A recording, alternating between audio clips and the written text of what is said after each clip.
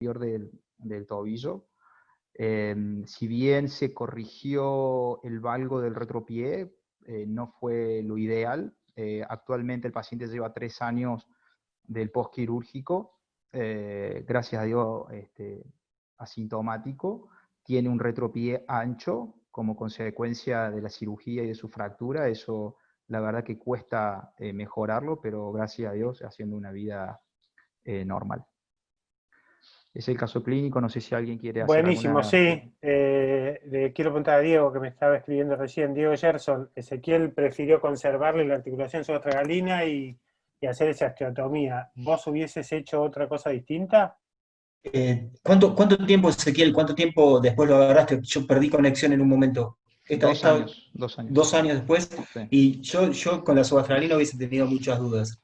Pero bueno, vos la viste y si la viste bien, lo hiciste. No me gusta cómo quedó la altura. Me parece que quedó un ángulo astralo-calcáneo muy, muy, muy bajo.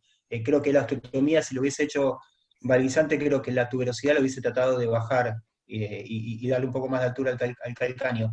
Yo no puedo decirte que hubiese hecho algo distinto. Vos viste la articulación, artrodesarlo hubiese sido poner 2 tornillos más largos, si la dejaste porque la viste sana y está perfecto, pero lo hubiese bajado de la tuberosidad. Sí, es un detalle que lo evalué en el postquirúrgico inmediato de haberle hecho un descenso de la tuberosidad.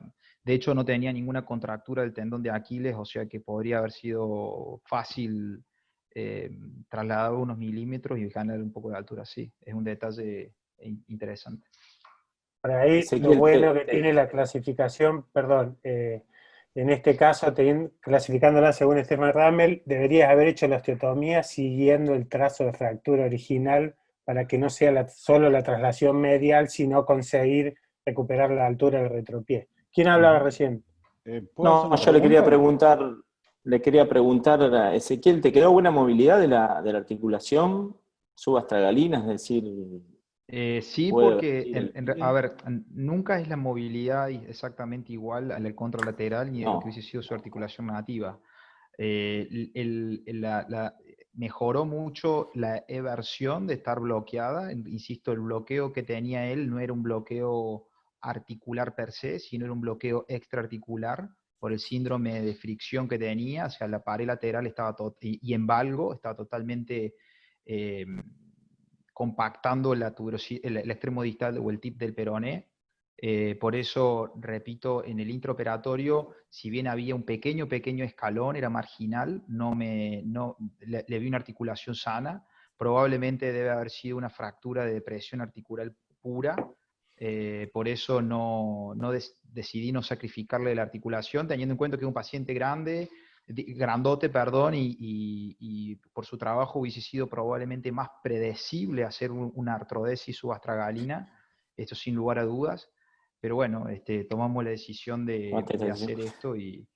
Es una preguntita más, capaz que para el Vasco, para el doctor Macklin, para Diego. ¿Qué experiencia tienen ustedes en las fracturas estas de calcáneo con la movilidad de la subastragalina? Porque por lo menos las que operamos nosotros y la experiencia que tenemos en el equipo es que realmente la movilidad es poca, a pesar de haber a pesar de haber reconstruido la articulación y demás, la movilidad subastragalina no tenemos buena movilidad a pesar de la reducción. ¿Querés que lo conteste todo eso, no? Sí, te pregunto a vos. El tema es el siguiente, Emi. Sí, la realidad es algo que nos cuestionamos. Y yo creo que acá, en la interpretación de estas fracturas y lo que sucede en estos resultados, es que Sanders, con la bendito, que cuando hay una fractura de calcáneo, lo único que le tenemos que hacer caso es a la articulación posterolateral. Yo creo que ahí hay un error y suceden estas cosas. Si vos veías esa placa, seguramente le pidieron una tomografía inicial, pero acá hubo un defecto en todo el cuerpo. Y acá hay que hacer una osteotomía, como vos dijiste, no es la osteotomía de Rammel, sino que en las tipo 3 y 4 aconsejan la osteotomía de Romash, que es triplanar, que te acomoda el retropié, tenés posibilidad de alargarlo y reestructurarlo.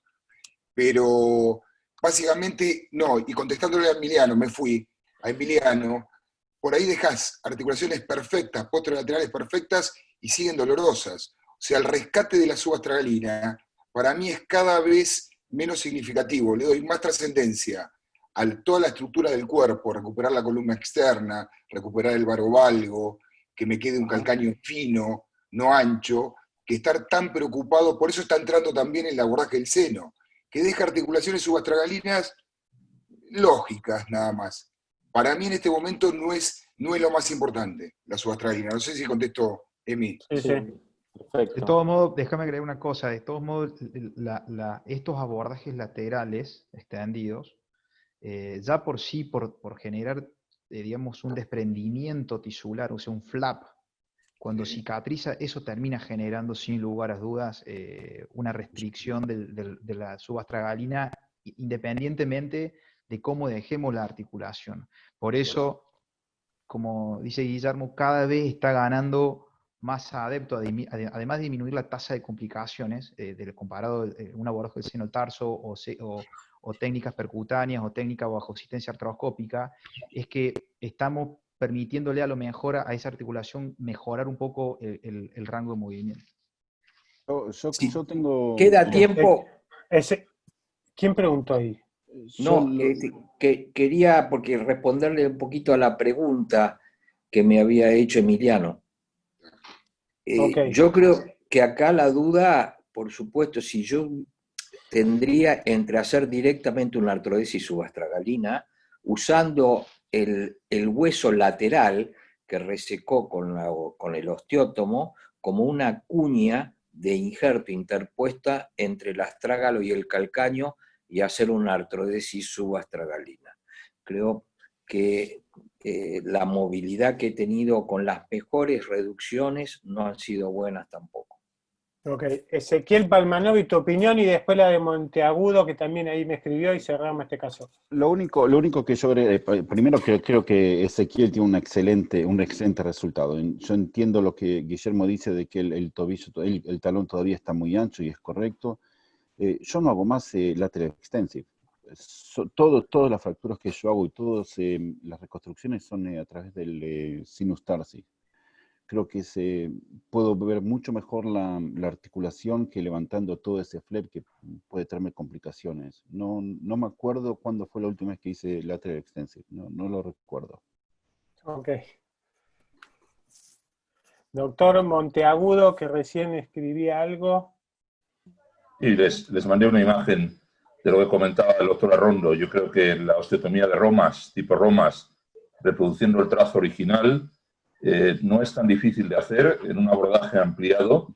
Es cuestión de intentar orientar el osteotomo o la sierra hacia el lugar adecuado. Con eso se produce un triple efecto. Se produce el efecto de plantarizar gran parte del calcáneo, con lo cual se gana altura del retropié, se corrige el valgo, el excesivo valgo, y se puede retrasar ligeramente también, con lo cual se aumenta la longitud del brazo de palanca. Mi umbral, como decía también el doctor Macklin, mi umbral para artrodesar la subastragalina es muy bajo en estos casos y utilizaría también hueso o un injerto para hacer una artrodesis a distracción con un bloque posterior, con lo cual el astrágalo lograríamos que bajara y apuntara hacia la cabeza del primer metatarsiano. Esa es un arma muy poderosa para poder corregir la desasacción que hay entre el retropié, que está muy plano, y antepié, que está muy cabo. Y creo que eso es mecánicamente muy interesante y no es tan difícil conseguir intraoperatoriamente con un buen distractor de láminas, un laminar spreader, y con eso puedes conseguir una buena radioscopia intraoperatoria, recordando que la cabeza del astrágalo siempre tiene que mirar a la cabeza del primer metatarsiano en todos los planos radioscópicos intraoperatorios. Muchas gracias. ¿Puedo hacer una preguntita? Sí. Sí, a Ezequiel, acá está. Con respecto a los peroneos, ¿hiciste una traslación del peroné? ¿Hiciste una osteotomía al peroné? No. Si no tienen inconveniente, vuelvo a las imágenes intraoperatorias. Lo que se hizo fue solamente... La profundización del surco. La profundización, sí, pero no sé qué comentaste algo del peroné. No. Lo que hicimos fue solamente para tratar de recuperar el retináculo, fue levantar un flap de periósteo de peroné y darlo vuelta, y enganchar las partes blandas del calcáneo para que quede el retináculo, es eso básicamente. Bien. Bueno, gracias, Ezequiel. Déjame solamente invitarlos el claro. viernes a este 29 a las 15 horas. Vamos a tener la posibilidad de hacer una sesión extraordinaria con AOT, con invitados que todos ya conocemos, profesor Ramel y Cristian Bastías. Va a estar interesante sobre fracturas de retropié. Muchas gracias de nuevo. No, gracias a vos.